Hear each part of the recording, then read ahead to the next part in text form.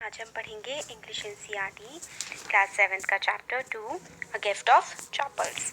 मृदु is a young girl growing up in Madras with तापी her grandmother and Thatha her grandfather. एक बच्ची है जो मृदु है, जिसका नाम, वो रहती थी मद्रास में, जिसको अब चेन्नई कहते हैं, जो अपनी तापी के साथ रहती थी, जो उसकी ग्रैंडमदर मतलब दादी थी, और ताथा जो उसके दादा थे। One afternoon Tapi takes her to her aunt Rukumani house to meet her cousins Lali, Ravi and Meena.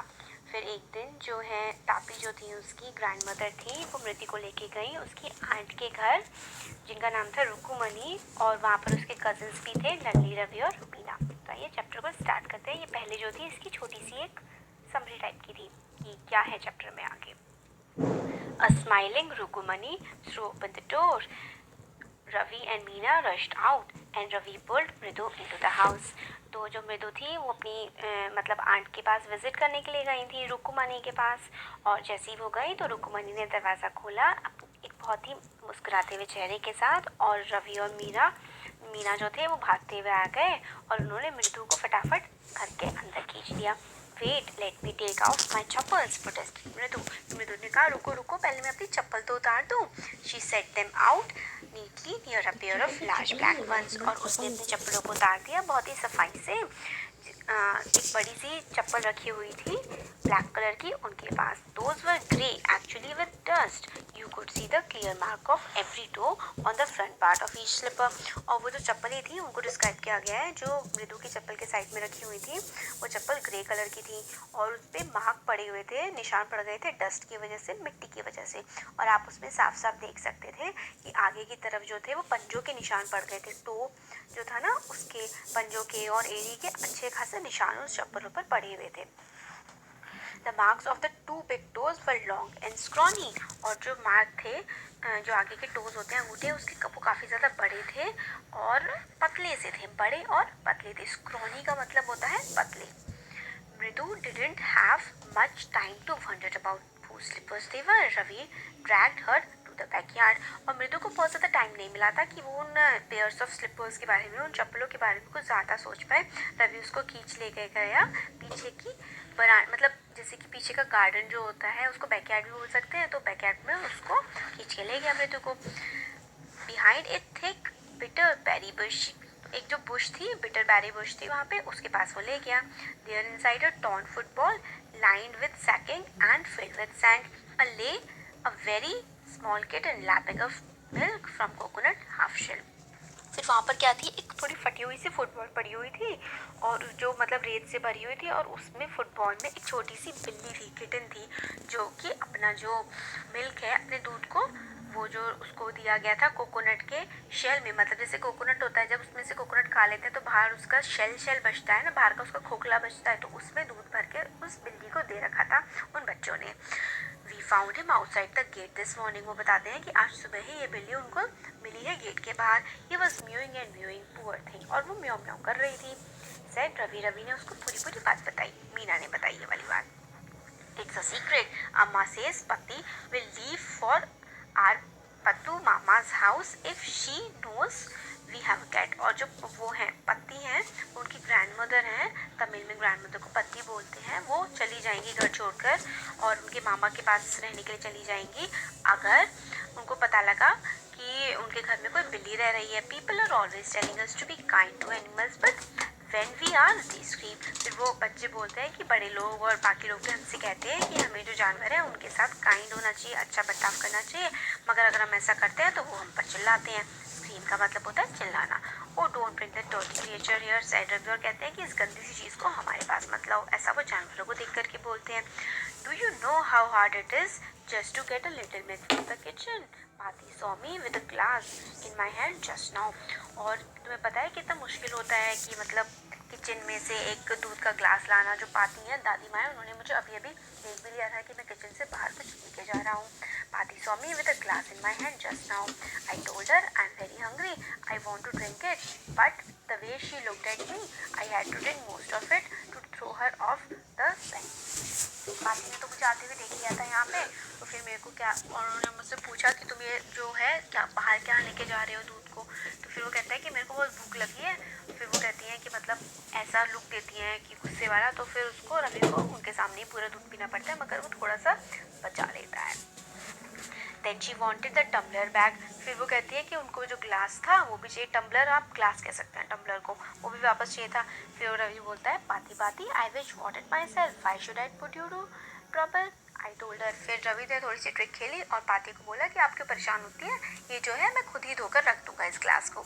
I had to run and pour the milk into this coconut shell and then run back and wash the tumbler and put it back before she got really suspicious.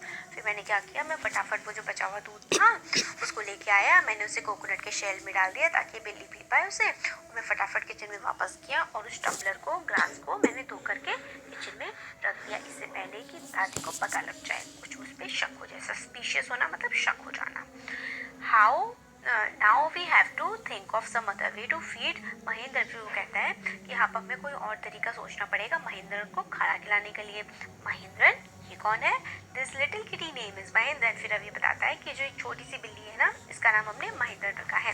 मृदु जो होती है वो इससे काफ़ी ज़्यादा impress हो जाती है। वो कहती है कि ये तो एक रियल का नेम है जो मतलब इंसान रखते हैं, नॉट मतलब ऐसा नहीं है जैसे कि कोई क्यूट सी बिल्ली का कोई नाम रखा जाता है, इस टाइप का तो नहीं है।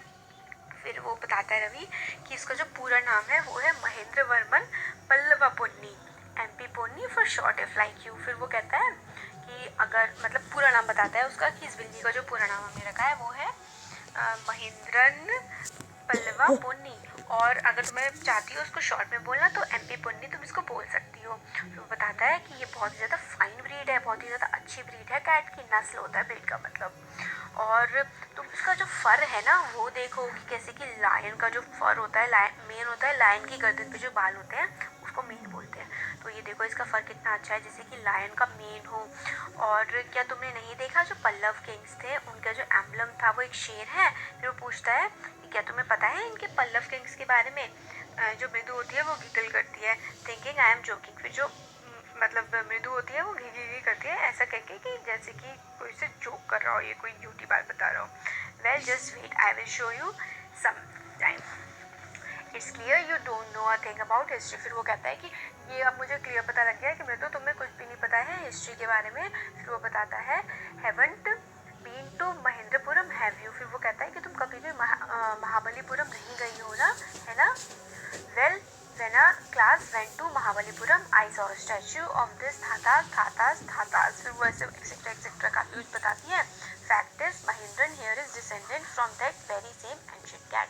फिर वो कहते हैं कि मतलब ये जो कैट है ये बहुत ज़्यादा रॉयल कैट है और जो महेंद्रन वर्मन की जो कैट हुआ करती थी उसकी ही डिसेंडेंट है ये, मतलब उन्हीं की ये पीढ़ी में आगे बढ़ती हुई आई है, वैसा उसको बताता है। A close relative scientifically speaking of none other than lion. और उसको ये बताता है कि जो कैट है वो अगर हम साइंटिफिकली कहें तो बहुत ज़्यादा क्लोज रिलेटिव है, रिश्तेदार है किसकी, एक शेर की। और जो पल्लव का जो एम्बलम था, उनका जो चिन्ह था, पहचान चिन्ह, वो भी एक लायन का था, वो एक शेर का था। फिर रवि जो है वो मतलब बोलता जाता है और इधर उधर घूमते हुए बिटरी बैरी बुश मतलब करेले का या फिर कोई कड़वा जो पेड़ होता है उसकी जो बुशेज, उसकी जो झाड़ियाँ होती हैं उसके आसपास घूमता हुआ ये सारी बातें बताता जाता है। Raising a twin twig up and down, और फिर जो उसकी टहनियाँ होती हैं वो ऊपर नीचे करता हुआ बताता जाता है, और उसकी आंखें जो होती हैं वो चमक रही होती हैं। वो कहता है कि जो कैट है वो कोई और नहीं डिसेंडेंट है, इसके जो पूर्वज रहे हैं वो महाबलीपुरम की जो मेन कैट थी ना वो इसके पूर्वज रहे थे। If I may just remind you they worship cats in ancient Egypt. और वो ये भी बताता है कि जो इजिप्ट था ना, जो पुराना इजिप्ट था उसमें कैट की पूजा भी की जाती थी। How he loved the sound of his own voice. Meena and मृदु मीना और मृदु चुपचाप एक दूसरे की आंखों में देखते हैं और वो देखते हैं कि ये जो रवि है उसको किस तरीके से खुद की ही आवाज़ जो है और अपनी बातें कितनी पसंद आ रही हैं। What does that have to do with anything? मृदु demanded. हाँ, I'm telling you, this cat is descended from the Egyptian cat dog. No goddess best it. Yeah, that's फिर वो कहता है कि मैं तुम्हें बता रहा हूँ ये जो है ना कैट है ना ये डिसेंडेंट है, मतलब इसके जो पूर्वज रहे हैं वो इजिप्ट की वो वाले कैट रहे हैं जिसको गॉड मानते थे। Well, one of the descendants of that cat goddess was a stowaway in one of the Pallava ships and is descendant of the Mahabalipuram Rishi cat, whose descendant is Ravi flourished his twig at Mahendran. Ponnan here. फिर वो कहता है और ये जो cat है ये Egypt की भी डिसेंडेंट है और एक जो कैट थी ना वो चुपके से महेंद्र वर्मन जो थे उनके शिप में आ गई थी, और फिर ये वहाँ की जो ऋषि कैट थी वो भी इसी की डिसेंडेंट है। मतलब उसने पूरी स्टोरी बता दी कि किस तरीके से ये जो कैट है इसके जो पूर्वज रहे थे वो इजिप्ट से लेकर इंडिया के काफ़ी बड़े जो साम्राज्य था महेंद्र वर्मन का, उसके डिसेंडेंट ये कैट है। वो he shrieked very pleased with himself, और फिर वो काफ़ी ज़्यादा खुश हो जाता है अपनी इन बातों से। Mahendra looked up alarmed. He had just been sharpening his claws on the edge of the coconut shell. और फिर जो वो थी कैट थी जिसका नाम महेंद्र था, वो जो अपने जो क्लॉज होते हैं, अपने पंजे होते हैं, वो कोकोनट के शेल पे घिस रही होती है। But worse than Ravi's awful whoop he was a screech from the window. फिर विंडो से भी क्या है, कोई एक आवाज़ आ रही होती है जो भी बहुत अजीब होती है। What a weird sound. If Mridu was startled and Rikosi was frightened out of his wits. क्या होता है, जो अजीब सी साउंड आ रही होती है खिड़की के पास से, मृदु को भी मतलब अजीब सी लगती है वो, और जो कैट होती है वो भी थोड़ी सी घबरा जाती है उस साउंड की वजह से। Here standing on end, he bounced up and scurried towards a bamboo tray of red chilies that had been set out to dry. और फिर क्या होती है, वो घबराकर थोड़ी सी कैट आगे की तरफ को कूद जाती है चिलीज पर जो वहाँ पे सुखाने के लिए रखी गई थी। Try to hide beneath it. He tripped a few chilies over himself. Mew mew, he howled miserably. और फिर उस आवाज़ की वजह से वो डर जाती है और खुद को छिपाने की कोशिश करती है जो वहाँ पे मिर्चियाँ सूखी हुई थी उनके नीचे। The screeching went on and on. What's that noise? said Mido. फिर जो screeching, वो अजीब सी खराब सी आवाज़ जो थी वो मतलब आई जा रही थी। फिर मिदो पूछती है कि ये क्या है। फिर रवि बताता है कि वो लल्ली है जो कि वायलिन बजाना सीख रही है। वो कहता है कि वो कभी भी इसको नहीं सीख पाएगी। म्यूज़िक मास्टर जो हैं वो उसको सिखाए जा रहे हैं, मगर जो ये लल्ली है ये हमेशा ऑफ टैक रहती है और इसको कुछ भी समझ में नहीं आता है और ये हमेशा खराब ही बजाती है। तो ये हमारा इसका एक पार्ट खत्म हो गया।